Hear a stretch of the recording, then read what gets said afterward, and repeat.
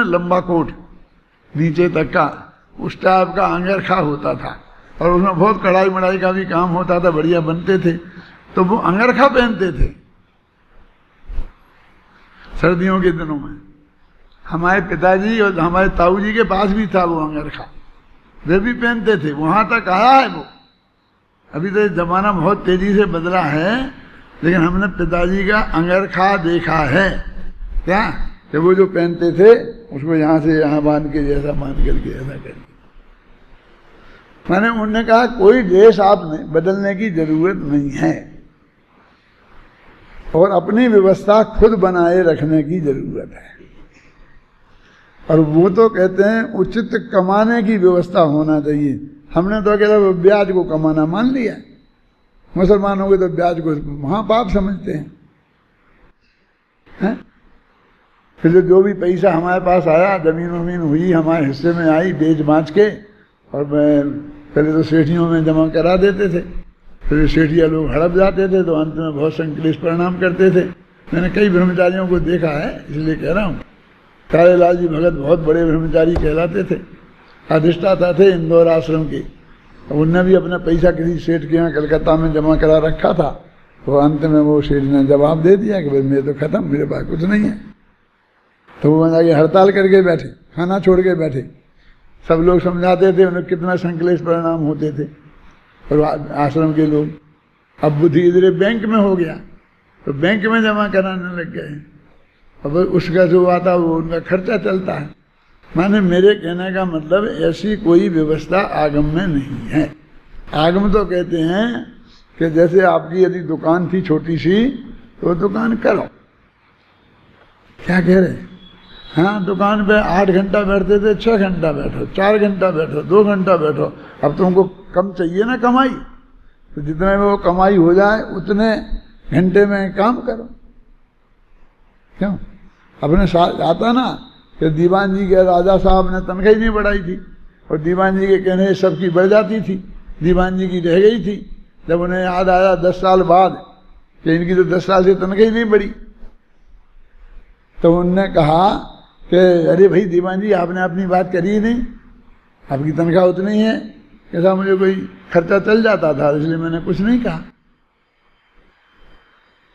तो उन्होंने कहा अब बोलो कितनी, तुमको उतनी बढ़ा देते हैं।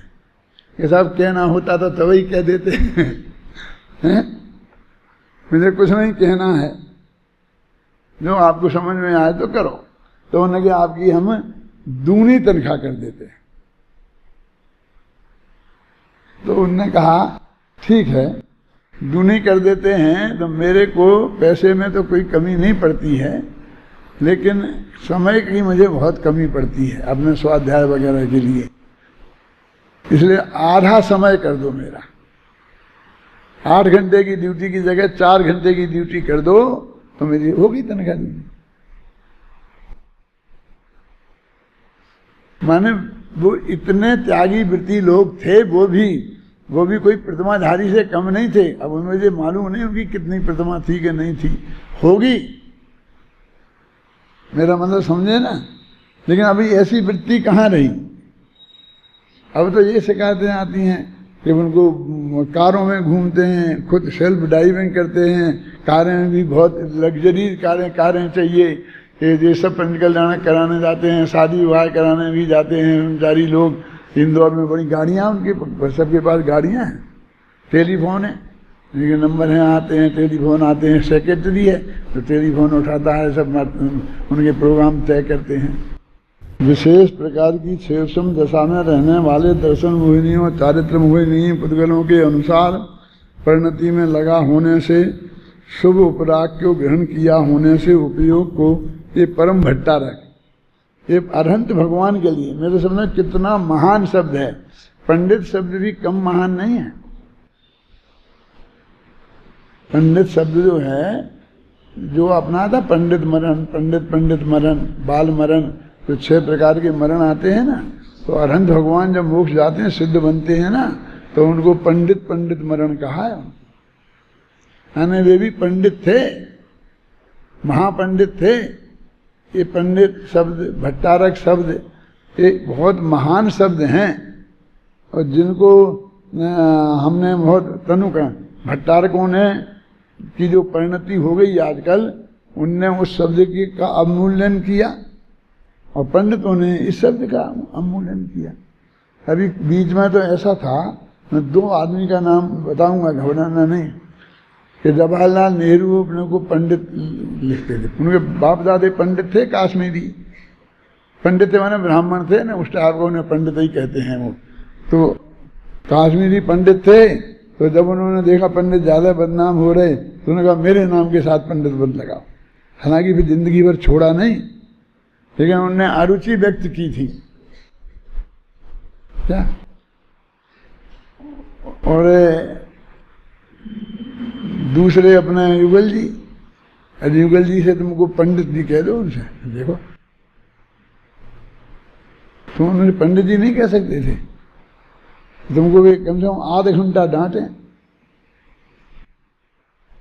मारना पीटना तो नहीं कह सकता मैं, लेकिन डांटे आध घंटा, उनसे पंडित जी नहीं कह सकते। और बाबूजी, बाबूजी को दो, ठीक।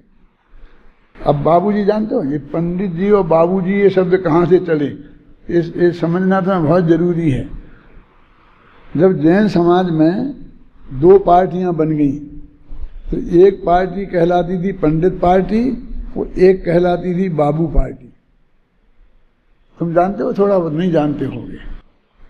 अभी 100 वर्ष पुरानी बात है कि ये जो पुराने पंडित थे ना, जो पगड़ी मगड़ी बांधा करते थे और इस तरह के जो वही करते थे, सब प्रतिष्ठाएं भी कराते थे और अपना प्रवचन भी करते थे, शास्त्र भी लिखते थे, ये सब पुराने। और नए जो आए थे, पढ़े के अंग्रेजी पढ़े लिखे थोड़े बहुत, और वो स्वाध्याय करके जैन धर्म को भी जानते थे। तो ऐसे जो कुछ दिल्ली के आसपास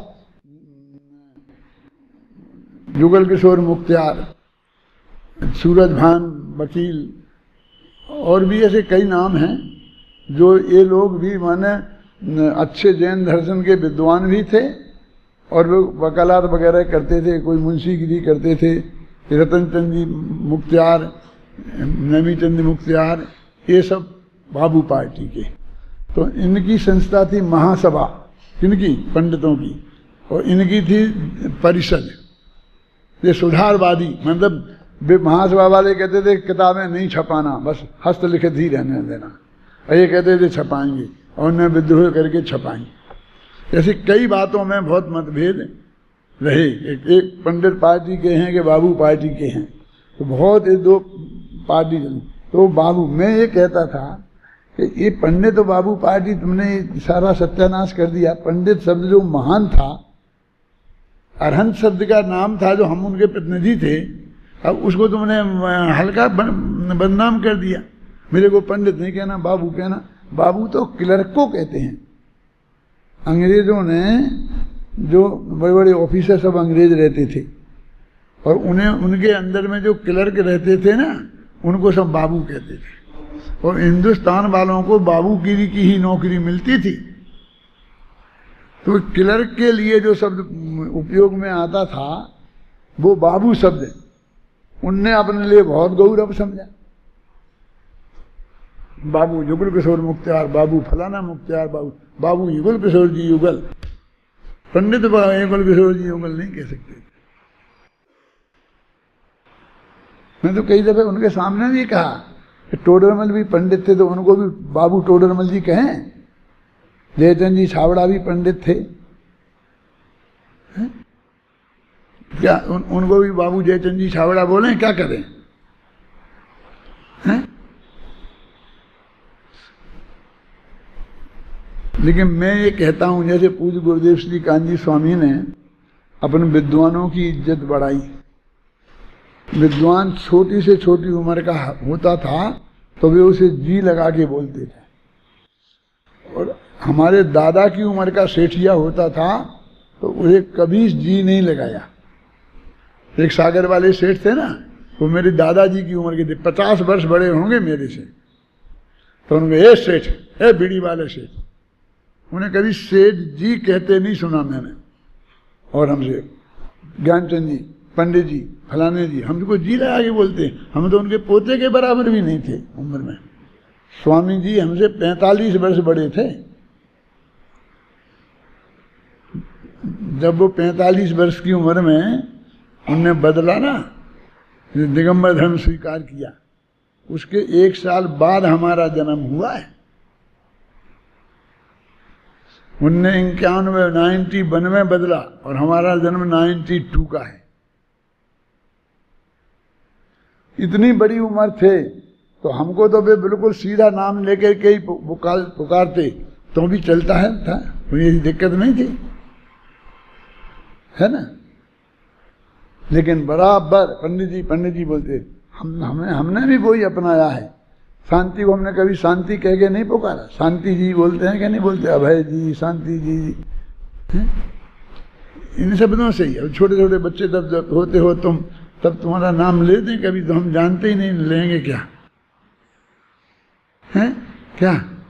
मतलब गुरुदेव ने विद्वानों की इज्जत बढ़ाई। ऐसे ही जवाहरलाल नेहरू और लाल बहादुर शास्त्री, मैं ये कहता था इन दोनों ने पंडितों की इज्जत बढ़ाई, क्योंकि वो प्रधानमंत्री, दूसरा ये प्रधानमंत्री, फिर गृह मंत्री था उसमें। तो पंडित मतलब पूरे के लिए सुहा कराने वाले होते हैं, वो ही पंडित नहीं होते हैं। देश का प्रधानमंत्री भी पंडित होता है, शास्त्री भी देश का प्रधानमंत्री होता है। आप समझे? तो इन दोनों शब्दों की इज्जत इन दो व्यक्तियों ने बढ़ाई। देश का पहला प्रधानमंत्री पंडित था और दूसरा प्रधानमंत्री शास्त्री था, और तुम पंडित शास्त्री हो। तुम दोनों हो, समझ में आया ना। इसलिए अपने को कभी कम नहीं आंकना। मैं इसके लिए आपकी बात सुनाता हूँ। मैं सरकारी स्कूल में पढ़ाता था, तो उसमें हम साइन तो आज भी हुकुमचंद शास्त्री करते हैं ना, तो उस वक्त शास्त्री लिखते थे, सब लोग शास्त्री जी कहते थे, और मंदिर में प्रवचन करते थे समाज वाले सब पंडित जी कहते थे। तो पंडित हुकुमचंद शास्त्री ही हमारा नाम चलता था। ये बीच में डॉक्टर मास्टर आ गया, समझे ना, पंडित हुकुमचंद शास्त्री। और एक हम कपड़े पहन के स्कूल में पढ़ाने जाते थे। तो सारे मास्टरों ने मिलकर षड्यंत्र किया कि शास्त्री जी को घेरो, अभी इनको ये अपनी ड्रेस में पहनाओ। तो उन्होंने मीटिंग बुलाई सब अध्यापकों की, और ये कहा कि देखो पुलिस वालों की ड्रेस होती है, कोर्ट में भी जाते हैं तो उनकी ड्रेस होती है, बंद IAS ऑफिसर की ड्रेस होती है, बंद गले का कोट पहनना पड़ता है। तो अपने अध्यापकों की भी एक ड्रेस होना चाहिए क्या, और अपने सब तय कर लें क्या होना चाहिए हैं, लेकिन एक ड्रेस में सब जने आए। वो जानते थे उनका विशाल बहुमत है, और भाई सूट पैंट जो भी पहनते थे वही का वही तय कर लेंगे, और फिर उसके हिसाब से अपन को पहनना पड़ेगा। अपन जानते थे कि ये क्या करने वाले हैं। तो मैंने कहा ठीक है, बहुत बढ़िया आपने सोचा है, लेकिन ये बहुत बढ़िया काम है, इसलिए अपन को इसे सर्वसम्मति से निर्णय करना चाहिए। हाँ, ये तो बहुत अच्छी बात है। अपन का हमारे यहाँ तो सब काम सर्वसम्मति से होते हैं, तो अपन को बहुत अच्छा लगता है ना, है? झगड़ा नहीं होता है, मतलब सर्वसम्मति से होते हैं। तो सबने मान लिया कि हाँ साहब सर्वसम्मति से होंगे। उन्हें ये पता नहीं था कि एक कह के शास्त्री जी ने वीटो पावर अपने हाथ में ले लिया। समझते हैं कि सर्वसम्मति जब तक ये हाँ नहीं करेंगे जब तक सर्वसम्मति बनेगी नहीं। तो चाहे इतना विशाल बहुमत हो जाए, बहुमत से निर्णय नहीं करेंगे, सर्वसम्मति से निर्णय करेंगे। तो सब बात चली कि साहब ये ड्रेस नक्की है, यहाँ बोलो नक्की कर लो कौन सी ड्रेस नक्की करना है। तो वही प्रस्ताव आए, अभी सूट पैंट ऐसा, बंद गले का कोट ऐसा, देर वो। मैंने कहा देखो, 7 समुंदर पार के क्लर्कों की ड्रेस, हम जो गुरुजन कहलाते हैं विद्यार्थियों के, वो गुरुजनों की ड्रेस वो होनी चाहिए। वो जो बाथरूम की सुरक्षा करता है ना, क्या बोलते हैं उसे, आजकल वो बनने लग गया ना, उनको देखता है, वो भी वही ड्रेस पहनता है। बड़े बड़े शहरों में बने होते हैं पेशाब घर, उनका क्या नाम रखा है आजकल? अच्छा है? हाँ। तो वो नाम रख दिए, और वहाँ जो नौकरी करते खड़ा रहता है वो भी उसी ड्रेस में खड़ा रहता है जिससे ड्रेस में कलेक्टर खड़ा रहता है। वो ड्रेस में की करोगे तुम? मैं कह देखो, देश में 3 महापुरुष अभी हैं, उस वक्त प्रसिद्ध थे, एक गांधी, एक नेहरू, एक शास्त्री। नेहरू जी प्रधानमंत्री थे, शास्त्री जी गृह मंत्री थे, और गांधी जी तो गांधी जी थे ही। जिसकी कहो उसकी देश नक्की कर लो। अपन तो आदर्श देश नक्की करेंगे ना, क्यों? या तो तुम गांधी जी की कर लो, सब लंगोटी लगा के चदरा ओढ़ के आएंगे क्या?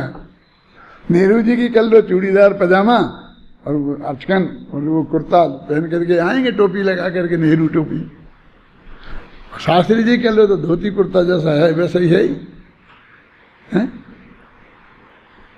मैं कहा देखो, तुम अपने को बहुत होशियार समझते हो ना, तुम्हें ये पता नहीं है कि इस देश का प्रधानमंत्री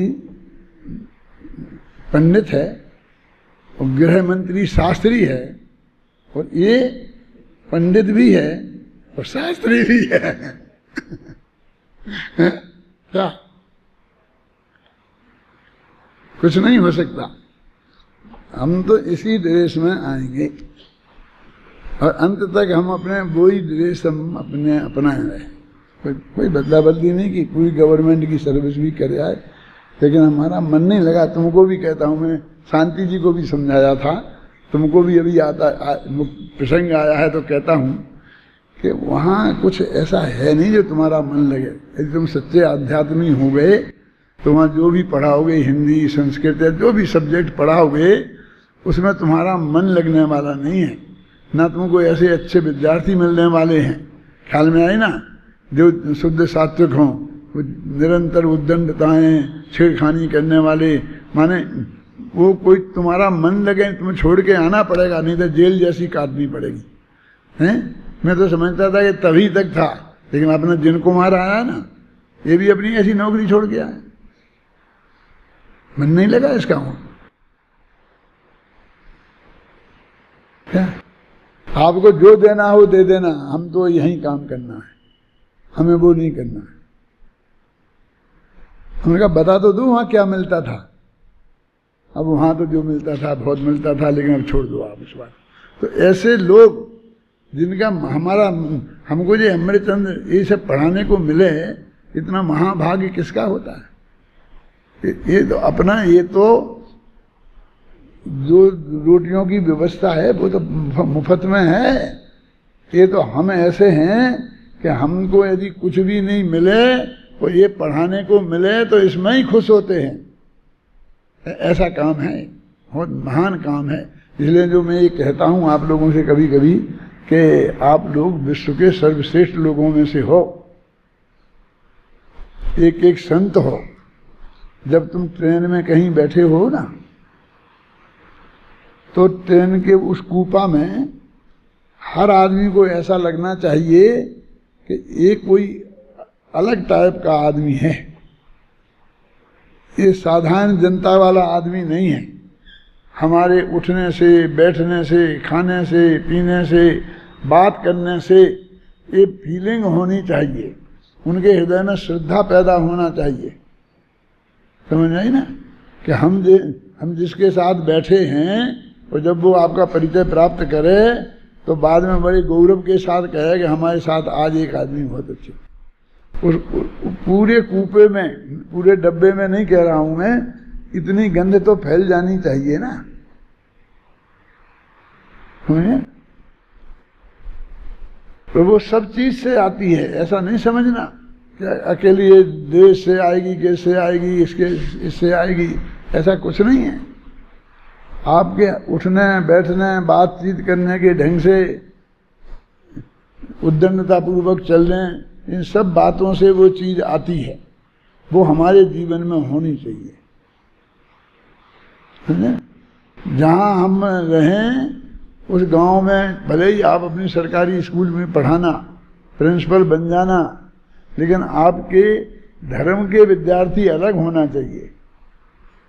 मंदिर में बैठो, 4 आदमी आपके पास बैठे, चाहे क्लास टाइप चलाओ, चाहे प्रवचन करो, नहीं तो वैसे ही चर्चा करो। लेकिन जब आप मंदिर जाएं, वहाँ आधा घंटा बिताएं, तो 10-5 आदमी उस मोहल्ले के इस बात का इंतजार करें कि मैं उसी टाइम मंदिर जाऊंगा जब वो आएंगे, और हम बैठेंगे जो चर्चा करेंगे तो उनकी संगति में मैं बैठूंगा। समझिए ना, हमारी ऐसी इज्जत होनी चाहिए, है ना। अभी तुम ऐसा नहीं, ऐसे ही नहीं आ गए हो।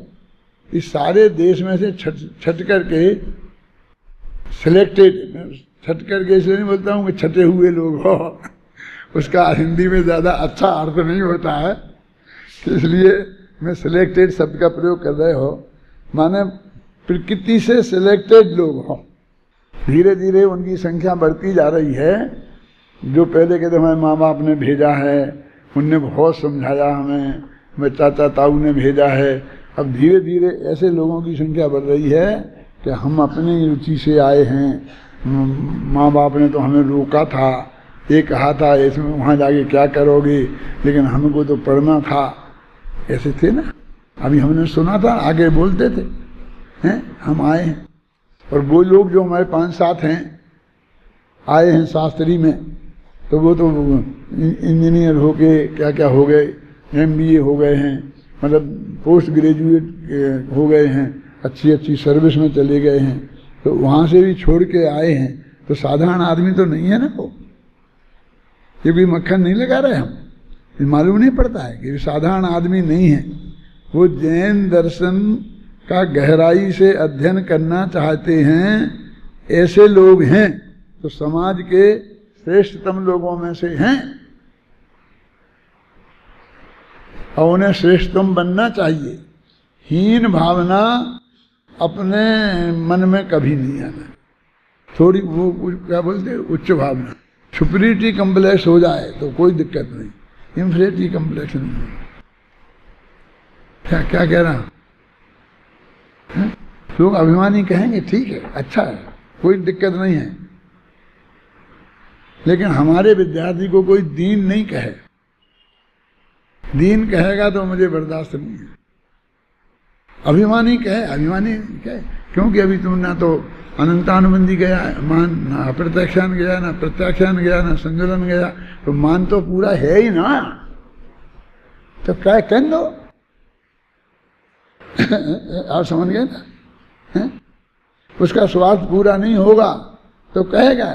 कल तक तो वही में बढ़िया बढ़िया प्रशंसा करेगा, और बाद में जब कुछ अनुकूलता नहीं बनेगी तो फिर वो खोजेगा कि भैया इन पे हम क्या खोटा शब्द लगा सकते हैं, तो वो उसे और कुछ नहीं मिला है। उसे हमने कोई पैसा मैसा कहीं से कुछ लिया नहीं, तो लोभी कह नहीं सकता था। किसी से छल कपट किया नहीं, सीधी सरल बात करते हैं, तो माया भी कह नहीं सकता था, हैं। अब जैसे जितने जैसा गुस्सा लोग करते हैं वैसा गुस्सा भी देखने में नहीं आता है, तो क्या कहता है, एक ही शब्द है कि मानी है। क्यों कि उसकी बात नहीं मानी। तो जो उनकी बात माने वे मानी नहीं है, जो उनकी नहीं माने हैं वे सब मानी। कहते हाँ मानी है, मानी तो है, मानी तो है। बोलो अब बोलो क्या करना, क्यों मानी तो है हम, अब करना क्या है। अब अगली बात करो ना, हैं जो वस्तु के स्वरूप का हमें निर्णय करना है। माने कोई मानी अच्छी चीज है, इसलिए ये नहीं कह रहा हूं मैं। मेरे कहने का हमारे विद्यार्थी पे मानी का आरोप लगे तो उसे हम अभिनंदन समझेंगे, लेकिन कोई लोभी और कोई ऐसा आरोप लगे गंदा, और क्या चोरी दारी का आरोप लगे, वो हमको वो अच्छा नहीं। आप समझ गए ना, माने हम पे कोई हल्का आरोप नहीं लगना चाहिए, हैं क्या ऐसा आरोप नहीं हमारे जीवन में आना चाहिए, ऐसा कलंक नहीं आना चाहिए, हैं कि कोई सोच के भी कर सके। मैं अशोक नगर में पाठशाला में पढ़ाता था शांति जी, बहुत मार्मिक बात है। तो नीचे छायासी दालान, उसमें मैं विद्यालय लड़कों को पढ़ाता था, और उसके ऊपर बड़ी मंजिल में लड़कियों को पढ़ती थी, और उनको एक बाई थी वो पढ़ाती थी पाठशाला में धर्म। तो नीचे लड़के और ऊपर लड़कियां, और सब 15, 16, 17 वर्ष तक की होती थी। तो बिल्कुल मतलब, तो वो कभी हम लेट हो जाएं 10-5 मिनट, तो लड़के इकट्ठे हो जाएं हैं ऊपर, और लड़कियां नीचे पढ़ती थी। तो वे लड़कियां इकट्ठी हो जाएं, उनकी बाई ना आ पाएँ, तो थोड़ी कुछ ना कुछ गड़बड़ शुरू हो जाती है। तो एक दिन मैं गया तो लड़कियों ने आरोप लगाया कि पंडित जी साहब, ये आपके लड़कों ने हमारे ऊपर कंकड़ फेंके। क्या? किसी ने हमारे ऊपर कंकड़ फेंका। सच्ची घटना है बिल्कुल। मैं गया अपने विद्यार्थियों के पास और मैंने पूछा, भाई क्या है, क्या किसने क्या किया, बोलो। तो सब कसम खाने लग गए कि हमने कुछ नहीं किया, हमने कोई कंकड़ मंकड़ नहीं फेंका, और ऐसा ऐसा उन्होंने बहुत। तो मैंने कहा कि तुम जो बोल रहे हो वो सही हो सकता है, वो लड़कियां बोल रही वो भी सही हो सकता है, क्योंकि तुम ऊपर हो, लड़कियां नीचे हैं। तो यहाँ कोई कंकड़ पड़ा होगा तो वो नीचे गिर सकता है, तुम्हारे फेंके बिना भी ऊपर से तो नीचे गिर सकता है ना, और उनको ये भ्रम हो सकता है किसी लड़के ने फेंका है। वो दोनों झूठ नहीं बोल रहे हैं, लेकिन फिर भी तुम उनको ऐसा लगा क्यों, हमें ये बात सोचनी है। तो तुम्हारी 2-3 गलतियां हैं। ये क्या है कि एक गलती तो ये है, सुनो अब तुम समझ लेना कि तुम 16, 17, 18 वर्ष के हो। समझ नहीं क्या कह रहा हूं? ये उम्र ही गलती है, समझ गए? हर जगह तुम पे आरोप लगेगा, तुम कितना ही सज्जन हो, लेकिन उम्र ऐसी है कि साहब इस लड़के ने पत्थर फेंका, इसने ऐसा किया, सीटी बजाई, कोई नहीं मानेगा कि तुमने नहीं बजाई होगी। तो पहली गलती तो क्या है कि तुम इस उम्र के हो। दूसरी गलती ये है कि तुम खिलखिला के हंस रहे थे, आपस में हंसी मजाक कर रहे थे, हैं? उन लड़कियों के लिए कुछ नहीं किया तुमने, समझ गए ना? लेकिन तुम आपस में जिस तरह का व्यवहार कर रहे थे, उस व्यवहार से उनको ये लगना बहुत स्वाभाविक है।